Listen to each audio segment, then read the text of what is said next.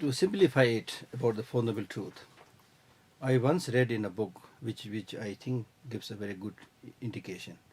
Buddha was a prince, so he has all the comforts, but he was also at the vicinity of the farmers, the villagers, and he was observing the farmers that every year they cultivate the land, grow crops, eat them, and next year they have to do the same thing. This is just one example. So people, when he observe people things life, then they are almost like recycling the same thing, but still not being able to get their long lasting happiness.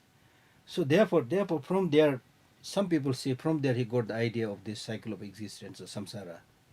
But then of course later on the meaning of cycle existence is explained not only in that connection but primarily like in terms of the influence of negative emotion and karma through whose force you come again and again or entrapped in the samsara.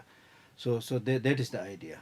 So in short, having observed this kind of repeated cycle of life, and what Buddha saw clearly was two things among all human beings, all sentient beings, that everybody is, whatever they are doing, with knowledge, without knowledge, whatever they are doing for their happiness. He was also able to clearly see that there's nobody who wanted suffering, but there's a lot of suffering. So that made him ask the question, okay, people want happiness, from where the happiness, especially the long-lasting happiness, will come from? They don't want suffering, what are the causes of those suffering? If there are causes for suffering, causes for happiness, since we want happiness, causes for happiness must be cultivated. Since we do not want suffering, causes of suffering must be eliminated. So therefore, Four Noble Truth means suffering and its cause, happiness and its cause.